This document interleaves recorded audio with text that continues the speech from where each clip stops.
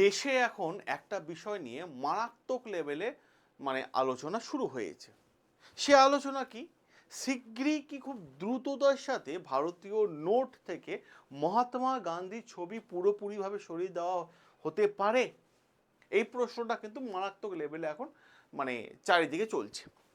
আর এই আলোচনা আরও বেশি জোরদার হয়ে উঠেছে তখন যখন ভারতে পার্লামেন্টে বেশ কিছু সাংসদের পক্ষ থেকে ভারত সরকারকে নতুন প্রস্তাব বা বলতে পারি সাজেশন দেওয়া হয়েছে।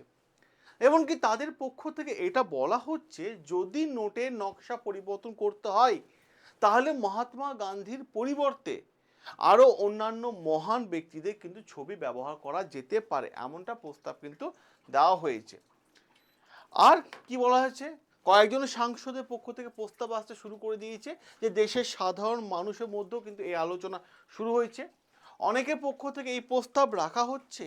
কেউ কেউ বলছেন যে নোটের মধ্যে নোটের মধ্যে ভগৎ সিংয়ের ছবি রাখা হোক। কেউ কেউ বলছে মহাত্মা গান্ধীর ছবি সরিয়ে ছত্রপতি শিবাজি ছবি লাগানো যেতে পারে। কেউ কেউ এটাও দাবি করছে যে মহাত্মা গান্ধীর ছবি সরিয়ে নেতাজি সুভাষচন্দ্র বসু ছবি লাগানো হোক। আর এরপর এখান থেকে শুরু হয়ে গেছে নতুন আরেকটা বিতর্ক। কেউ কেউ বলছে না, মহাত্মা গান্ধীর ছবি যা আছে থাক। কেউ কেউ বলছে না, ছবি থাকবে না। এই বিষয় নিয়ে আলোচনা আজকে উঠে এসছে এবং শেষ পর্যন্ত ভারতীয় নোটে কার ছবি থাকবে আর ভারতীয় নোটে মহাত্মা গান্ধীর ছবি আসলে কি করে, এই দুটো প্রশ্ন একেবারে শুরু থেকে শেষ পর্যন্ত এই ইতিহাস সমেত আমরা প্রত্যেকটা বিষয় আমি আজকে আপনাদের জানাবো। প্রথমে জানাবো যে ভারতীয় নোটে নেতাজি মহাত্মা গান্ধীর ছবি আসলে কি হবে। তারপর জানাবো এই ছবি সরানো আলোচনা হঠাৎ করে কেন বেশি ভাবে শুরু হয়ে গেছে, আর এই আলোচনা প্রথম কোথা থেকে শুরু হয়েছিল। আর এরই পাশাপাশি অত্যন্ত গুরুত্বপূর্ণ বিষয় নিয়ে আলোচনা করব, কারণ বলা হচ্ছে এই মুহূর্তে ভারতের নতুন এক ধরনের কারেন্সি আসতে চলেছে, নতুন এক ধরনের পলিমার বা প্লাস্টিকের কারেন্সি, যেটা অন্য যে আগের যে কাগজটা ইউজ করা হবে সেই কাগজটা অনেকটা বেশি শক্তিশালী এবং টেকসই। এমনকি এটাও বলা হচ্ছে যে নতুন কারেন্সি যেটা আসতে চলেছে সেটা জলে ডোবালেও কিন্তু নষ্ট হবে না, এতটাই শক্তিশালী। দুমড়ে মুচড়ালেও কিন্তু নষ্ট হবে না, এতটাই শক্তিশালী। আর নিরাপত্তার বিষয়টা ব্যবস্থা রেখে যে যাতে জাল নোট না করতে পারে সেই বিষয়টা ভারত সরকার কিন্তু এই মুহূর্তে দেখছেন।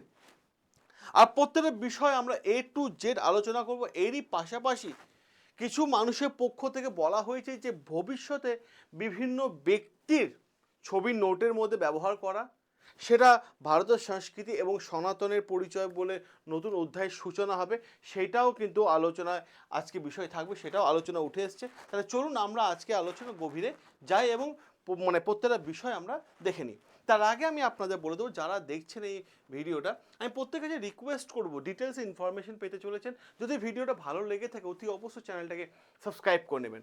প্রথমে জেনে নিই এই যে আলোচনা যে হচ্ছে, এই আলোচনা শুরু কোথা থেকে, এটা হচ্ছে সব থেকে গুরুত্বপূর্ণ বিষয়।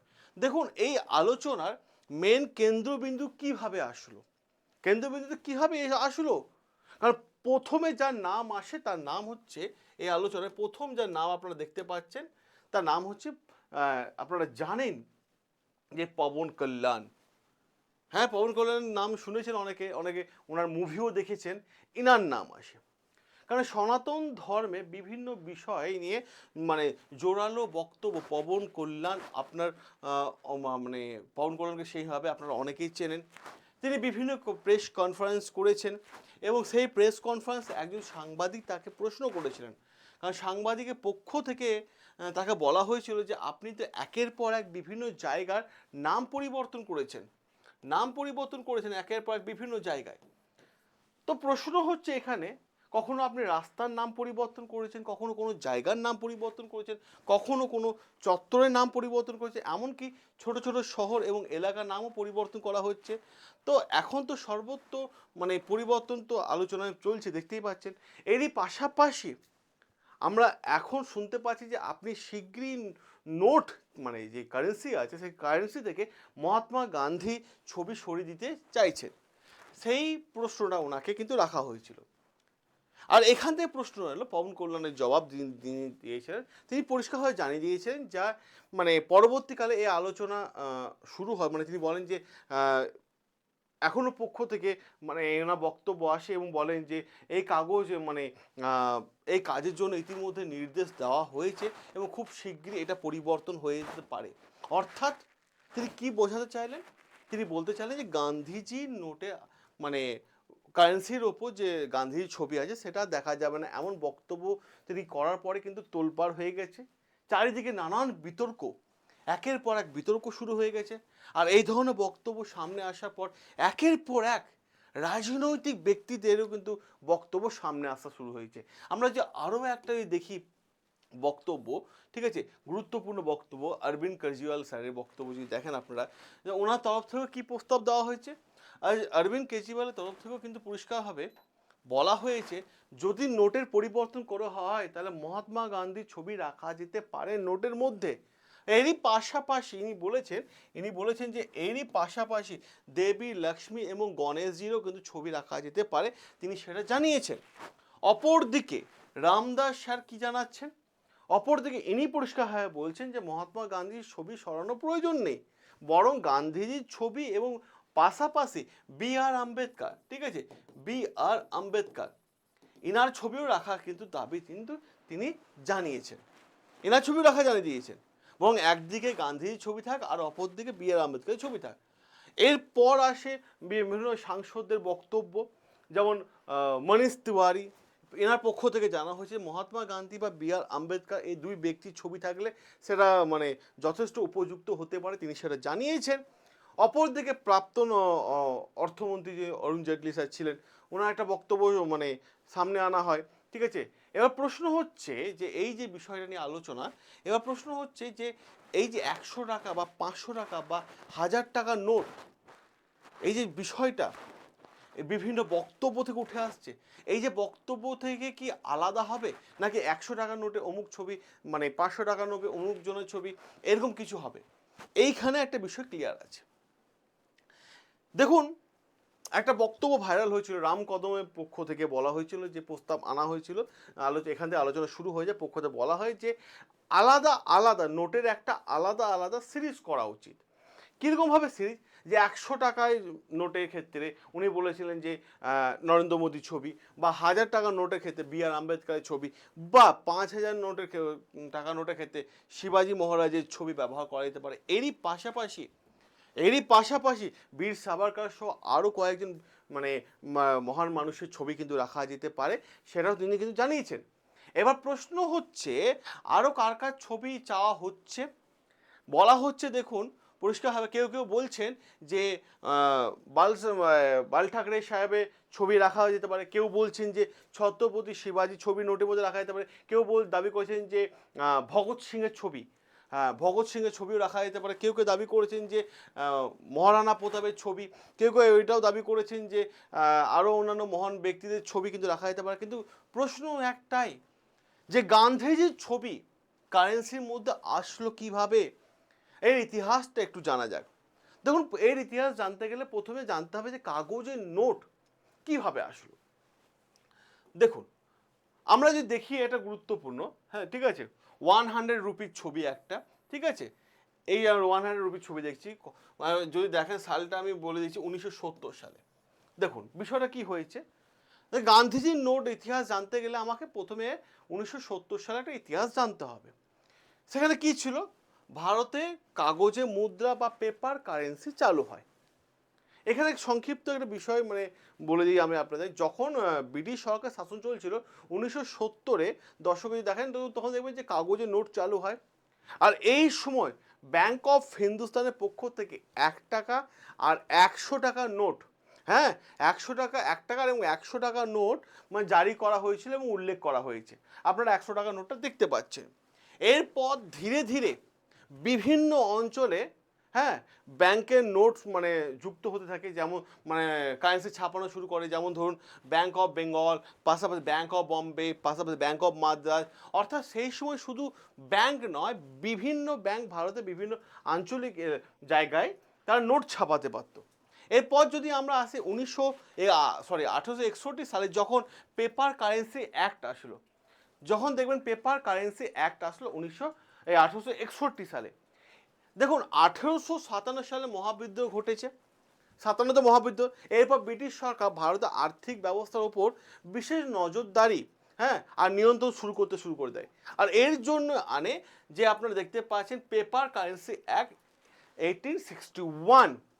আর এই আইনে পরিষ্কারভাবে ভারতের নোট জারি করার উপর ব্রিটিশ সরকার নিয়ন্ত্রণ আরও শক্তিশালী করে দেয় এবং বেশ কিছু শর্ত রাখে যে ভারতীয় নোটে ব্রিটিশ রাজ পরিবারের ব্যক্তিদের ছবি দেখানো হবে। তারা কিন্তু দাবি জানিয়েছে মহারানী ভিক্টোরিয়া থেকে শুরু করে পরবর্তীকালে জর্জ পঞ্চম, জর্জ ষষ্ঠের মতো ব্রিটিশ রাজ পরিবারের ছবি তারা ব্যবহার করার জন্য পরিষ্কারভাবে জানায়। এবং এরই পাশাপাশি সেই সময় যদি দেখেন আপনারা ভারতীয় নোটে স্বাধীনতা সংগ্রামী ছবি নেই, বরং ব্রিটিশ শাসনের প্রতীকের ছবিকে কিন্তু তারা বেশি গুরুত্ব দিয়েছিল, সবথেকে বেশি গুরুত্ব দিয়েছিল।